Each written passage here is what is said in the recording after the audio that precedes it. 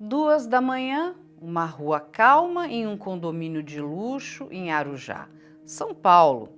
O silêncio é quebrado por viaturas descaracterizadas da Polícia Civil.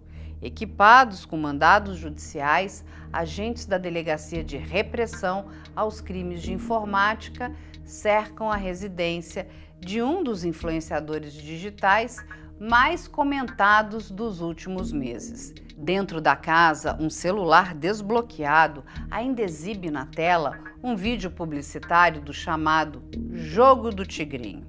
Ao lado, uma arma com numeração raspada que não estava no roteiro de divulgação. Do lado de fora, começa a maior operação já registrada no país contra a indústria do azar, travestida de marketing digital, a Operação Desfortuna. Eu sou Carla Albuquerque, jornalista investigativa, e você está no IC News, o canal que entrega jornalismo de verdade, com coragem, profundidade e compromisso com a sociedade. Antes de mergulharmos nessa investigação, um pedido importante: curta esse vídeo, se inscreva no canal e ative o sino e torne-se um membro para apoiar o jornalismo investigativo independente. É o seu apoio que sustenta investigações como esta.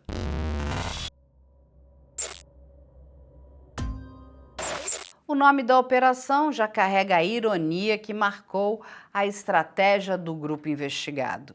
Desfortuna faz alusão direta ao universo dos jogos digitais como Fortune Tiger, ou Jogo do Tigrinho, uma das modalidades mais populares nos sites de apostas ilegais, o que prometia fortuna aos seguidores nas redes sociais, segundo a polícia, entregava desgraça, vício, endividamento e manipulação. Ao mesmo tempo, gerava lucros milionários aos promotores do esquema, alguns deles já amplamente conhecidos do público jovem.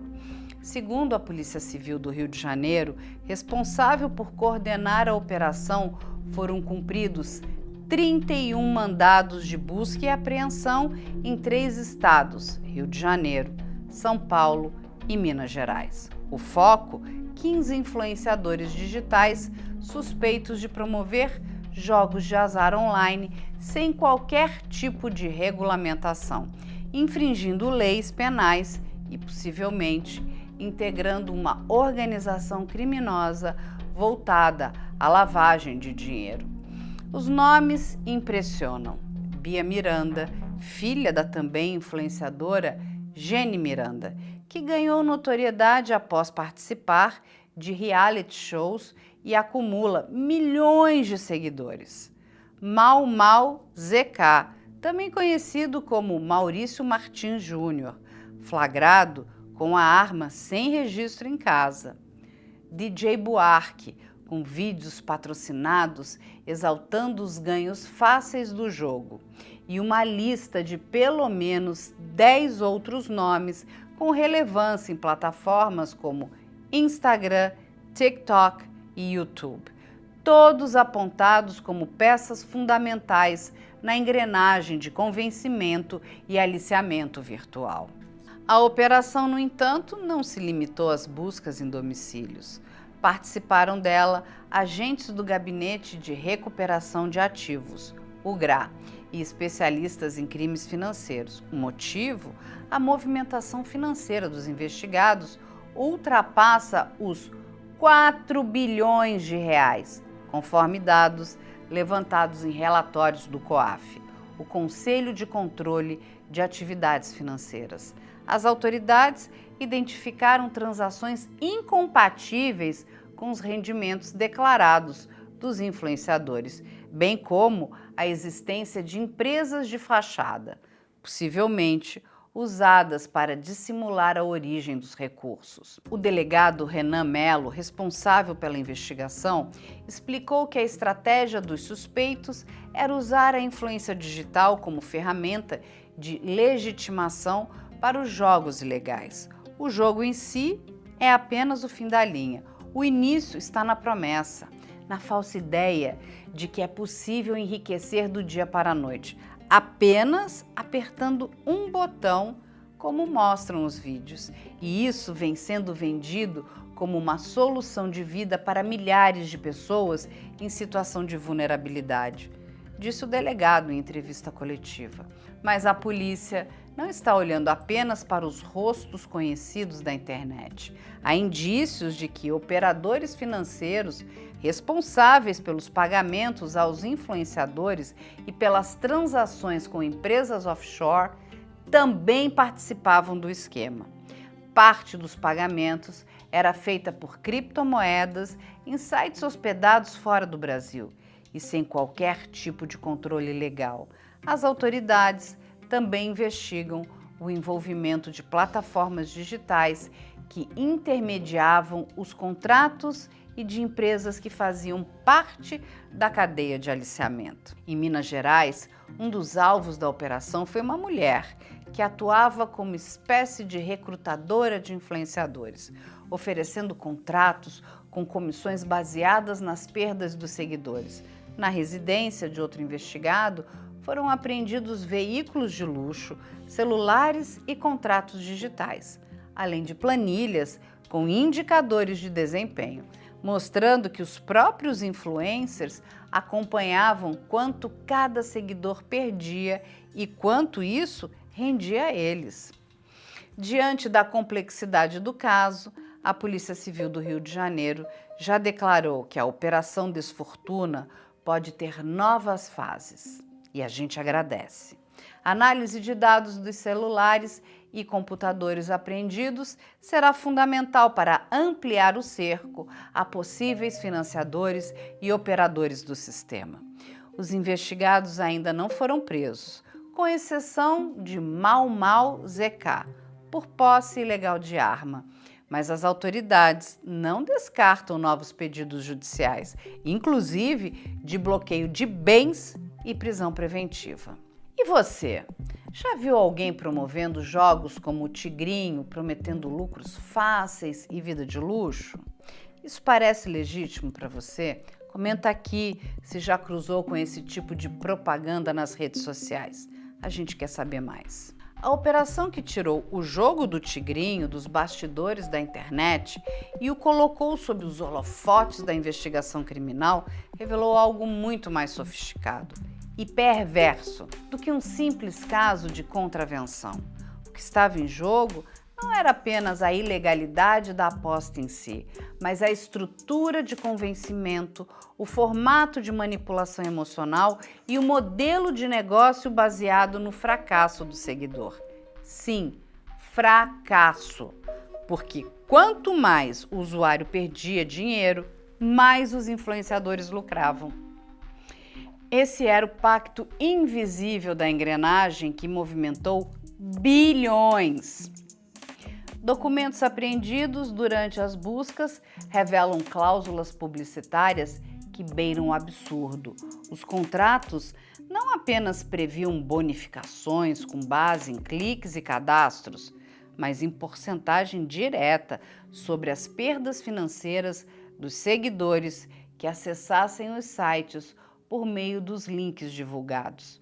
Um dos termos contratuais assinado por um dos influenciadores alvos estipulava com clareza 20% sobre o total perdido por indicados no período de 30 dias. Essa prática, segundo especialistas, representa um conflito ético profundo e pode configurar indução ao erro, além de fraude contra o consumidor. Esse modelo financeiro ficou conhecido nos bastidores da investigação como cachê da desgraça alheia. Uma ironia cruel sobre o fato de que a ruína dos seguidores era o motor do sucesso dos contratados. E a fórmula era executada com maestria. Vídeos bem produzidos, com cortes rápidos, reações de falsa surpresa e sorrisos ensaiados ao som de jingles envolventes. Tudo cronometrado para dar a impressão de que a vitória era questão de tempo, de persistência ou de fé. Mas por que tanta gente caiu nessa armadilha? A resposta começa a se delinear quando observamos o caso sob a lente da psicologia forense. O perfil dos influenciadores contratados segue um padrão conhecido: ostentação exacerbada, linguagem emocional, promessas de transformação de vida e uso constante de gatilhos de pertencimento. Eram vídeos com mensagens como: você também pode sair do aluguel, se eu conseguir, você também consegue. Ganhei R$1.000 em 30 segundos, olha aqui. Frases que se ancoram na esperança e no desespero de milhares de brasileiros que enfrentam dificuldades financeiras e enxergam nos jogos uma saída rápida para uma vida melhor. E agora nós temos a Jéssica. A Jéssica perdeu a sua irmã, que infelizmente cometeu autoextermínio por conta dessas bets, em especial o jogo do tigrinho. Vamos ouvir a Jéssica. Quando eu vi aquele depósito de R$100.000, eu falei, ela estava viciada em jogo e ela vendeu nossa casa.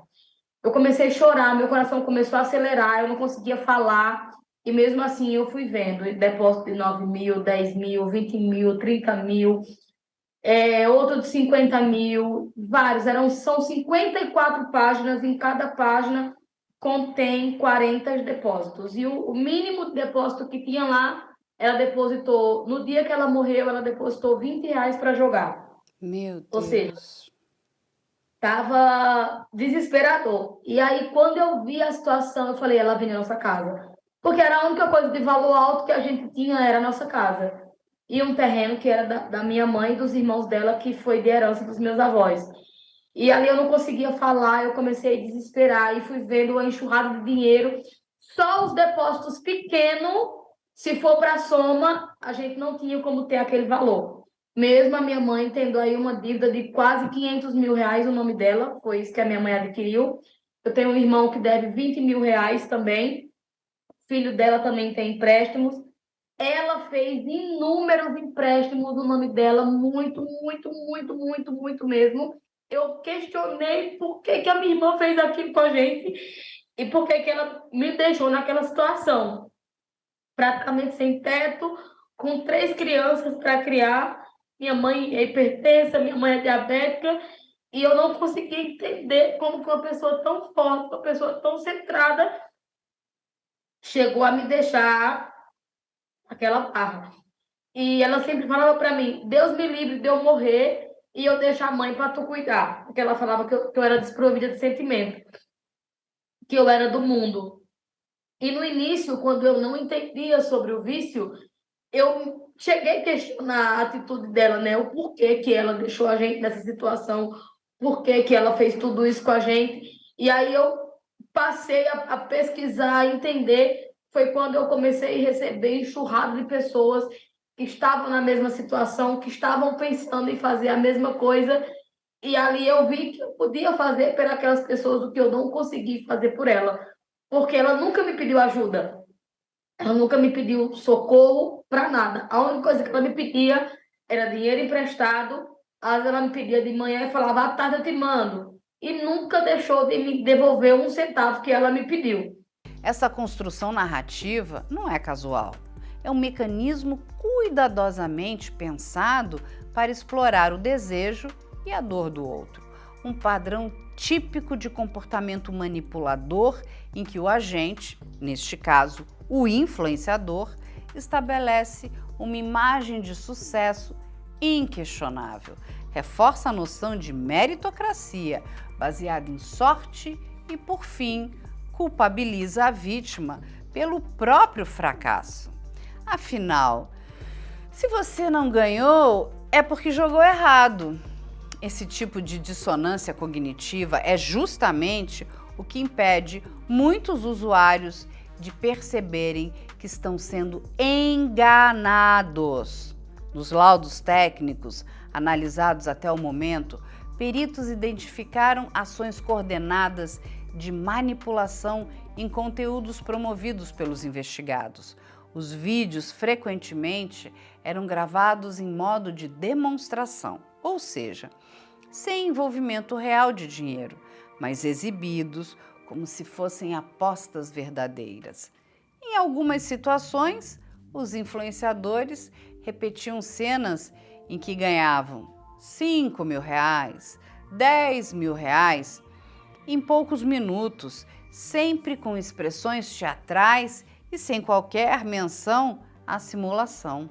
Além disso, há indícios de que as plataformas de apostas enviavam roteiros prontos para os influenciadores. Em um dos celulares apreendidos, investigadores encontraram um PDF com o título Briefing Criativo, Fortune Tiger, contendo orientações como: use expressões de surpresa real, simule uma reação quando o bônus aparecer, grave de forma espontânea, mas destaque que é fácil ganhar. Tudo isso indica uma operação meticulosamente montada para iludir. Mas essa indústria da enganação não se sustentava sozinha. Ela se alimentava do silêncio ou da omissão de agências de marketing e intermediários. Segundo a Polícia Civil, existem pelo menos 4 empresas envolvidas na formação dos contratos com os influenciadores, todas com CNPJs ativos e sedes em endereços genéricos ou sem atividade declarada. Essas empresas recebiam os valores das plataformas internacionais e redistribuíam aos contratados. Em alguns casos, há registros de pagamentos realizados em criptomoedas, dificultando o rastreamento dos recursos.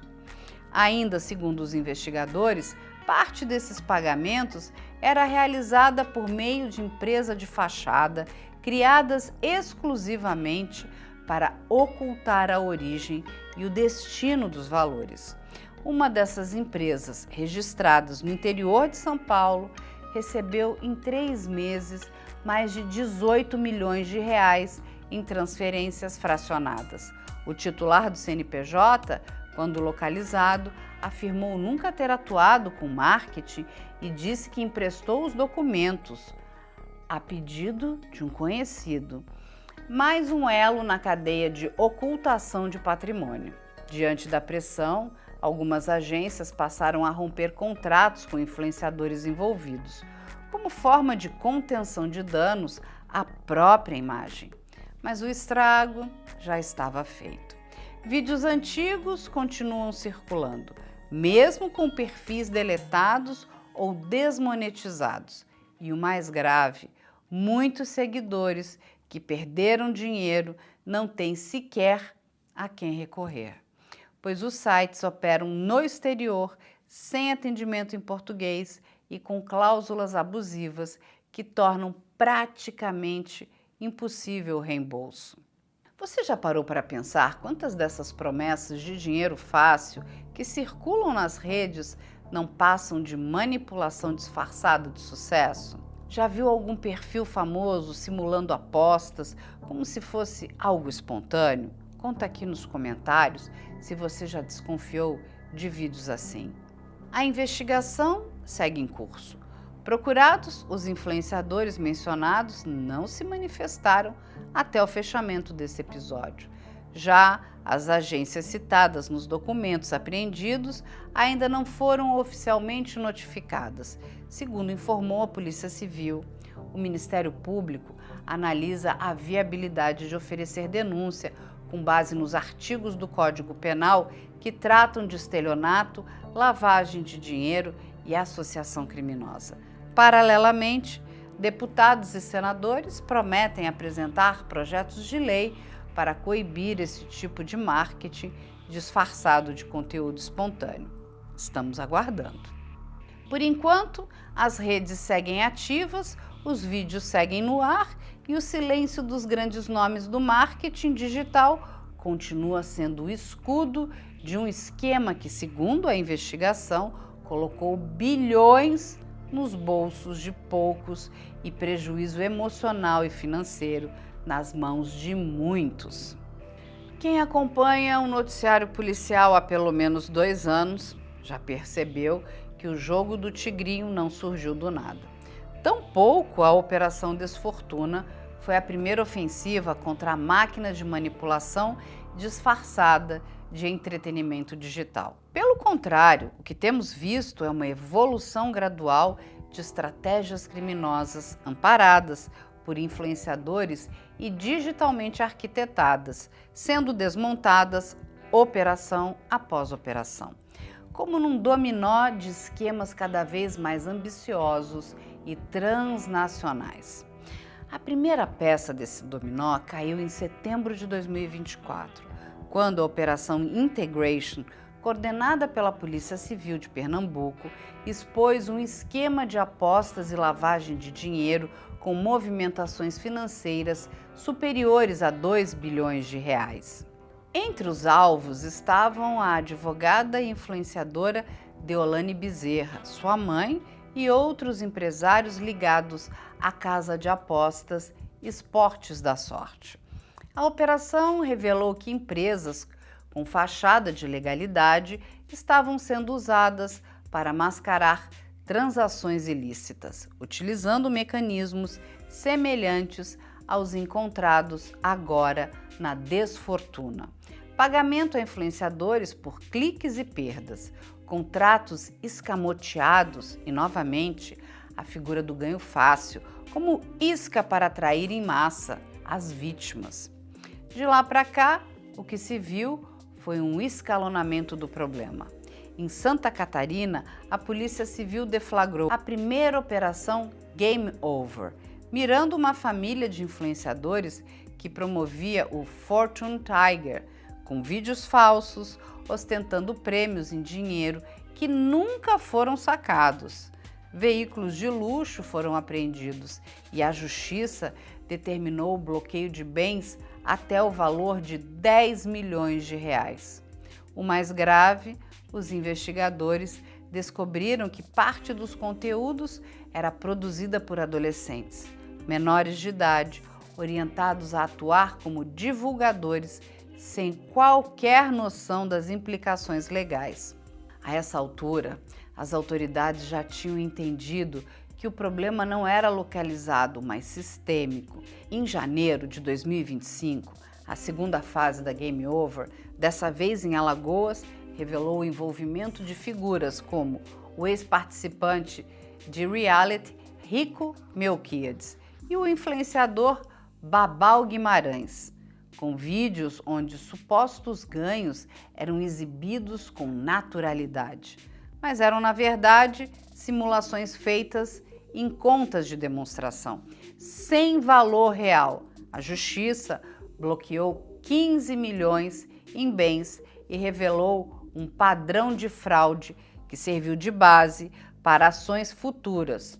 Simular ganhos como forma de induzir o público ao erro, o que, segundo o Código Penal, pode configurar estelionato coletivo. Agora, na Desfortuna, o que impressiona não é apenas o valor ainda mais exorbitante envolvido, 4 bilhões de reais, mas o fato de que tudo isso ocorreu mesmo após todas essas operações anteriores, ou seja, os métodos não apenas persistem, como evoluíram. A engrenagem foi aprimorada, o marketing ficou mais sofisticado, as comissões passaram a incluir bônus para a retenção de apostadores. A aparência legal foi reforçada com contratos emitidos por CNPJs ativos. E talvez o mais importante, os influencers envolvidos pareciam imunes a qualquer consequência real. E é justamente aqui que entra o papel da impunidade percebida como estímulo à reincidência. Até hoje, nenhuma dessas operações anteriores resultou, ao menos publicamente, em condenações com trânsito em julgado. Os influenciadores seguem com seus perfis ativos. Alguns perderam contratos, outros ficaram temporariamente em silêncio, mas poucos saíram efetivamente do circuito. Isso reforça a ideia para muitos de que vale a pena arriscar. Nesse cenário, a Operação Desfortuna assume um caráter estrategicamente simbólico. Ela representa um momento de virada, onde as forças de segurança pública parecem ter compreendido a dimensão sociológica e econômica do problema. Não se trata apenas de punir contraventores, trata-se de desarticular uma nova forma de organização criminosa que atua de maneira digital, sem violência explícita, mas com um potencial devastador sobre a economia doméstica de milhares de famílias. Os delegados que participaram da desfortuna afirmam que os investigados tinham plena consciência da ilegalidade dos jogos promovidos e que, por isso, operavam com empresas registradas fora do Brasil e usavam criptomoedas, ou seja, planejamento deliberado para ocultar a origem dos recursos e evitar rastreamento. Mais do que isso, os próprios contratos publicitários vinham com cláusulas orientando o influenciador a não mencionar que se tratava de publicidade, o que, além de ferir o Código de Defesa do Consumidor, representa a prática abusiva também, segundo normas do CONAR, o Conselho Nacional de Autorregulamentação Publicitária. Ao traçarmos um paralelo com a chamada máfia do jogo do bicho do século passado, é possível perceber que o que antes era feito com cadernos, bilhetes e coleta em espécie, agora ocorre via QR Codes, links encurtados e aplicativos com interface lúdica. Mas o resultado é o mesmo, uma concentração de riqueza ilícita em poucas mãos e um rastro de prejuízo e vício espalhado por todo o país. Esse novo modelo de criminalidade baseado na persuasão digital exige do Estado mecanismos inéditos de investigação, legislação e punição. Um dos delegados envolvidos na operação, em entrevista ao Ministério Público, foi claro: essas pessoas estão faturando milhões, vendendo ilusões para gente que nem tem o que comer. Isso é muito mais perigoso do que parece. E o sistema financeiro também é parte do problema. Investigadores identificaram que algumas plataformas usavam bancos digitais e carteiras intermediárias para mascarar as transferências. Há indícios de que instituições financeiras negligenciaram sinais de alerta, como movimentações incompatíveis com a renda dos CNPJs envolvidos. Esse é um ponto que pode, inclusive, gerar responsabilização subsidiária de instituições que facilitaram a lavagem, como já ocorreu em investigações sobre pirâmides financeiras.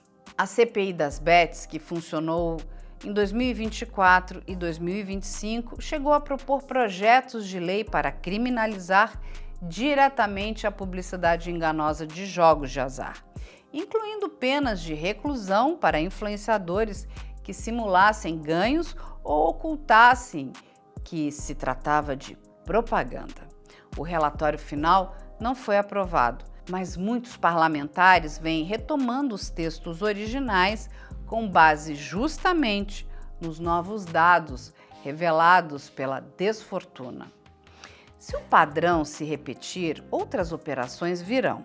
A Polícia Civil já declarou que há nomes ainda não revelados, contratos em análises e plataformas sob investigação.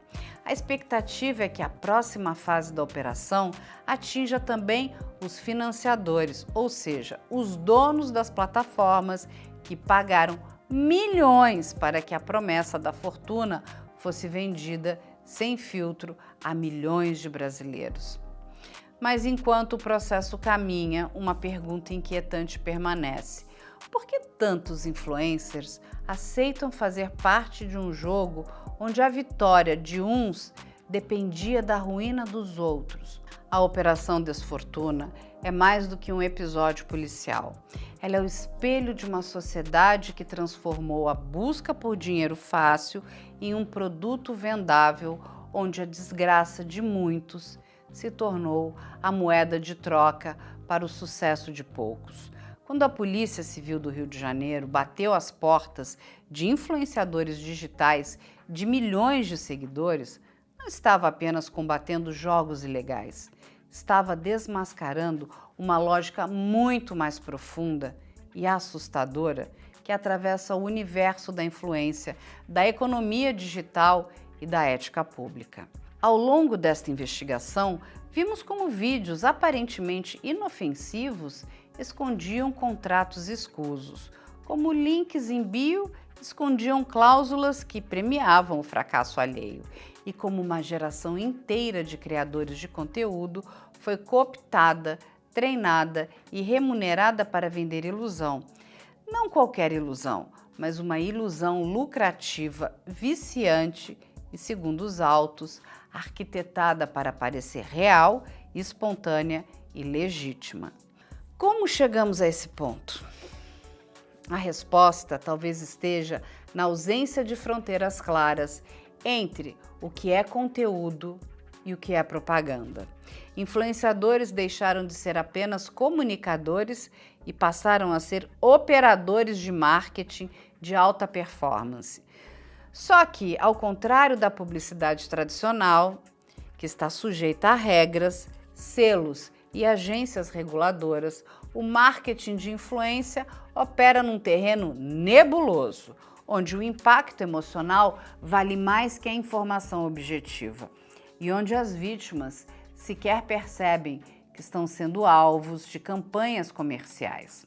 Na Operação Desfortuna, vimos com clareza como essa lógica foi elevada ao extremo. Plataformas orientavam os influenciadores a ocultar que se tratava de publicidade, a simular espontaneidade, a encenar ganhos e a usar linguagem informal para gerar engajamento emocional. O objetivo era um só: convencer o público de que apostar naquele site era uma forma legítima e fácil de mudar de vida. E quem eram os alvos dessa sedução? Jovens, desempregados, pessoas em situação de vulnerabilidade financeira, famílias endividadas, cidadãos comuns que viam nos criadores digitais um reflexo de si mesmos. A promessa era clara: se eu conseguir, você também consegue. Só que o sucesso nunca foi garantido, porque o jogo, como apontaram peritos da polícia, era matematicamente desenhado para gerar perdas e não vitórias. O algoritmo só ganha quem? A plataforma. Quando olhamos para o funcionamento interno dessas plataformas, tudo se encaixa. As casas de apostas controlavam a taxa de retorno, programavam os algoritmos para permitir ganhos pontuais, suficientes apenas para alimentar a esperança. Em seguida, drenavam os saldos com perdas sucessivas. Era um ciclo cuidadosamente manipulado e, ainda assim, promovido como entretenimento.